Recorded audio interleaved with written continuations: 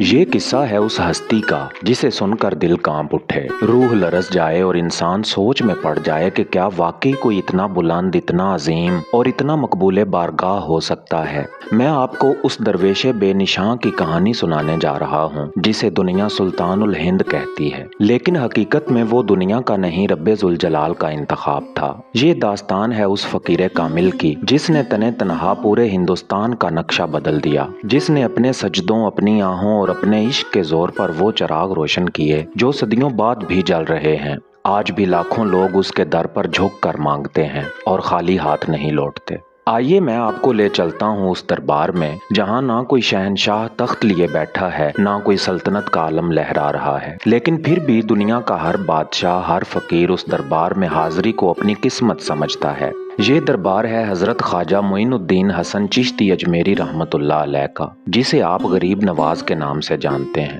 آپ کی پیدائش کوئی عام واقعہ نہ تھا، یہ اس زمانے کی بات ہے جب دنیا جہالت کے اندھیروں میں ڈوبی ہوئی تھی۔ ایران کے علاقے سجستان میں 14 رجب 536 ہجری کا دن تھا، ایک ایسا دن جب زمین نے آسمان کے ایک ستارے کو اپنی گود میں اترتے دیکھا۔ آپ سید زادے تھے۔ آپ کے والد محترم کا نام سید غیاث الدین تھا اور والدہ محترمہ کا نام بی بی ماہ نور تھا، جو عبادت گزار اور صاحب کشف و کرامت خاتون تھیں۔ نسب پاک امام حسن اور امام حسین علیہ السلام سے جا ملتا ہے اور یہ وہی خاندان ہے جس کے در سے جنت کے دروازے کھلتے ہیں۔ آپ نے بچپن ہی سے علم کی تلاش میں خود کو جھونک دیا۔ فقہ، تفسیر، حدیث، منطق، فلسفہ، کوئی علم ایسا نہ تھا جسے آپ نے نہ سمیٹا ہو۔ لیکن ایک سوال ہمیشہ آپ کے دل میں گونجتا تھا، کیا علم صرف کتابوں میں ہے یا علم وہ ہے جو دل میں اترے اور روح کو جلا دے؟ یہ سوال آپ کو بے چین کرتا رہا یہاں تک کہ وقت نے کروٹ لی، باپ کا سایہ سر سے اٹھا اور آپ کو وراثت میں ایک باغ اور پیسوں کی تھیلی ملی، مگر آپ نے سب کچھ بیچ دیا، دنیا کے مال و زر کو ٹھوکر مار دی اور نکل پڑے اس راہ پر جس پر چلنے والے یا تو فنا ہو جاتے ہیں یا باقیات الصالحات کہلاتے ہیں۔ آپ عراق عجم سے نیشا پور کی طرف روانہ ہوئے، جہاں آپ کی ملاقات اس ہستی سے ہوئی جسے دنیا شیخ المشائخ کہتی ہے، حضرت عثمان ہارونی رحمۃ اللہ علیہ۔ یہی وہ لمحہ تھا جب آپ نے خود کو مرشد کے قدموں میں ڈال دیا، 40 دن کا چلہ کھینچا، ریاضتیں کیں اور وہ علم پایا جو نہ کتابوں میں تھا نہ درس گاہوں میں، بلکہ جو سینے سے سینے میں منتقل ہوا۔ آپ کو خرقہ ملا اور پھر وہ دن آیا جب آپ نے اپنے مرشد سے عرض کیا، مرشد اب کہاں جانا ہے؟ تو جواب آیا، جہاں سے بلاوا آئے گا وہاں جانا ہوگا۔ پھر وقت آیا آپ مکہ پہنچے، حج ادا کیا اور وہاں سے مدینہ کی راہ لی، جہاں سرکار مدینہ صلی اللہ علیہ وآلہ وسلم کے روضہ انور پر حاضری دی۔ وہ لمحہ، وہ کیفیت الفاظ بیان نہیں کر سکتے، آنسو جاری تھے، دل لرز رہا تھا۔ اور پھر خواب میں سرکار دو عالم صلی اللہ علیہ وآلہ وسلم کی زیارت ہوئی۔ حکم آیا، اے معین الدین، ہم نے تجھے ہندوستان کی ولایت سونپ دی، اب اجمیر جا، وہاں تیرا فیض قیامت تک جاری رہے گا۔ آپ نے سر جھکا دیا اور سمجھ گئے اب منزل مل گئی، اب سفر کا آغاز ہونا ہے ہندوستان کی سرزمین کی طرف۔ اجمیر جانے سے پہلے آپ کا قافلہ لاہور پہنچا، جہاں آپ نے داتا گنج بخش رحمۃ اللہ علیہ کے مزار پر 40 دن کا اعتکاف کیا۔ وہاں سے آپ کو ایسا فیض ملا کہ جاتے ہوئے زبان سے نکلا، گنج بخشے فیض عالم مظہر نور خدا، ناکساں را پیر کامل، کاملاں را رہنما۔ یہ وہ سند تھی جو رہتی دنیا تک ہر قادری، چشتی، نقشبندی اور سہروردی پڑھتا رہے گا۔ اور پھر آپ اجمیر پہنچے، وہ اجمیر جہاں شرک کے اندھیرے تھے، جہاں راجہ پرتھوی راج چوہان کی حکومت تھی۔ آپ نے وہاں قدم رکھا، نہ تلوار تھی نہ لشکر، بس زبان پر اللہ کا نام اور دل میں عشق مصطفیٰ صلی اللہ علیہ وآلہ وسلم۔ راجہ کے دربار میں پہنچے، اعلان کیا، ہم یہاں ایمان کا پرچم لہرانے آئے ہیں۔ سننے والے ہنسے، تمسخر اڑایا گیا، لیکن آپ ڈٹے رہے۔ 40 دن کا چلہ کاٹا اور پھر وہ دن آیا جب اجمیر کی فضا میں اذان کی صدا بلند ہوئی، راجہ ہار گیا اور لاکھوں ہندو مسلمان ہو گئے۔ یہ وہ معرکہ تھا جو بغیر خون بہائے جیتا گیا، اور ایسا صرف ایک اللہ کے ولی کے ہاتھ سے ہی ممکن ہو سکتا ہے۔ آپ کا دروازہ ہمیشہ کھلا رہا، مسکین، یتیم، لاچار سب آتے اور خالی نہ جاتے۔ آپ نے فرمایا، جو میرے در سے خالی جائے وہ مجھ سے نہیں، اس لیے دنیا نے آپ کو غریب نواز کہا، اور جو غریبوں پر مہربان تھا، جو سب کا تھا، جو آج بھی ہے۔ اب میں آپ کو ایک واقعہ سنانا چاہتا ہوں جو اجمیر کی مٹی میں آج بھی رقم ہے، جسے سن کر بڑے بڑے بادشاہوں کے کلیجے کانپ اٹھتے ہیں۔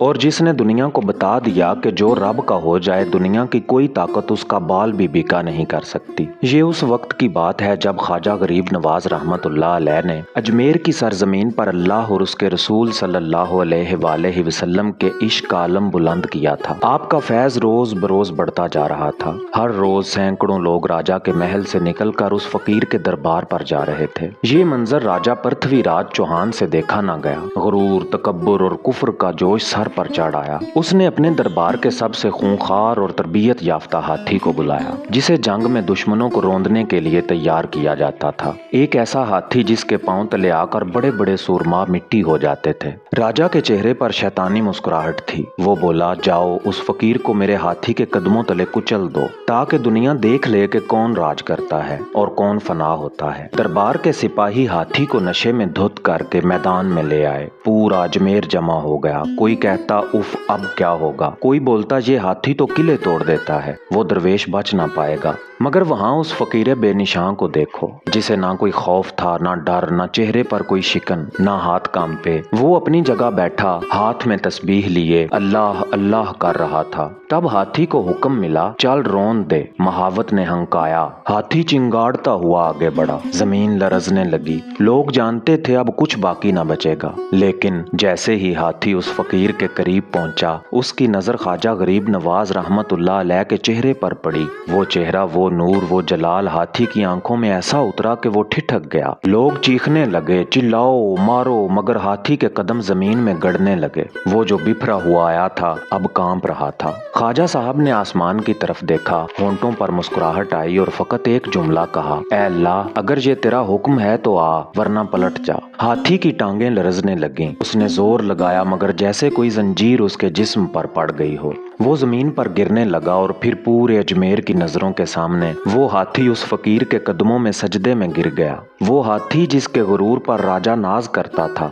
आज अल्लाह के वली के कदमों में झुक गया। उस लम्हे अजमेर की फजा में नारा बुलंद हुआ, अल्लाहु अकबर, अल्लाहु अकबर। राजा महल की खिड़की से ये मंजर देखकर तड़प उठा। उसके गुरूर का बुत पाश पाश हो चुका था और लोगों ने जान लिया, ये दरवेश आम इंसान नहीं, ये अल्लाह का मकबूल बंदा है, ये सुल्तान उल हिंद है। हाथी सजदे में पड़ा रहा। महावत बेबस होकर गिर पड़ा और फिर उस दिन के बाद कोई ताकत, कोई राजा ख्वाजा गरीब नवाज के सामने सर न उठा सका। ये था वो वाकया जिसने अजमेर की तारीख बदल दी। ये था वो मंजर जिसे देखकर ईमान ताज़ा हो जाता है और इंसान सोच में पड़ जाता है, क्या वाकई कोई ऐसा दरवेश हो सकता है जिसके इशारे पर खूंखार हाथी भी सजदे में गिर जाए। जी हाँ, वो दरवेश, वो फकीर, वो सुल्तानुल हिंद हजरत ख्वाजा मोइनुद्दीन चिश्ती अजमेरी रहमतुल्लाह अलैह थे, जिनके फैज की रोशनी आज भी लाखों दिलों में उतर रही है और कयामत तक उतरती रहेगी। 92 साल की उम्र में 6 रजब 633 हिजरी को वो दिन आया जब आसमान पर चरागां हुआ।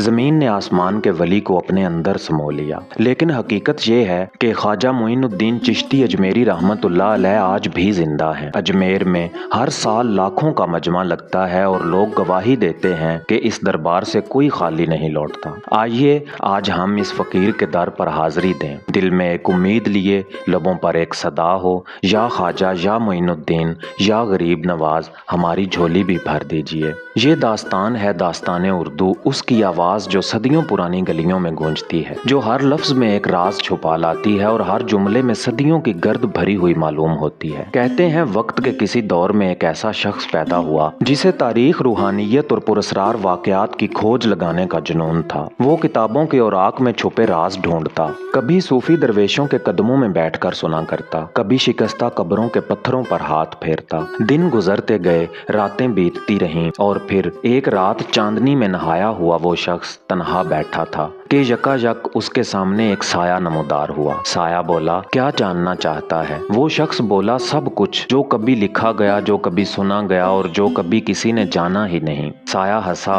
और बोला, तो सुन, तुझे एक अमानत सौंपता हूँ, एक नाम जो तुझे जमानों में ले जाएगा, जो तुझे उन रास्तों पर ले जाएगा जहाँ सच्चाई धुंध में लिपटी होती है, जहाँ हर कहानी के पीछे एक राज छुपा है। ये नाम है दास्तान उर्दू। बस उस दिन के बाद दास्तान उर्दू एक सदा बन गई, ऐसी सदा जो सुनने वालों के दिल में उतरती है, जो लफ्ज़ों के दरिया बहाती है और जो हर किस्से को एक पुरस्रार लिबादा उड़ा देती है। यहाँ जो किस्सा सुनाया जाता है वो महज किस्सा नहीं होता, वो वक्त की धुन से निकला कोई सच होता है। कभी किसी शहजादे की पुरस्रार मौत, कभी किसी वली के करामात भरे सफ़र की दास्तान, कभी करबला के जलते रेगजारों की चीख और कभी किसी दरवेश का ऐसा राज जो आज तक किसी ने ना जाना। यहाँ लफ्ज़ लफ्ज़ में असरार है, आवाज़ में वो जादू है जो सुनने वाले को उस ज़माने में ले जाता है जहाँ कहानी नहीं जिंदा तारीख सांस लेती है।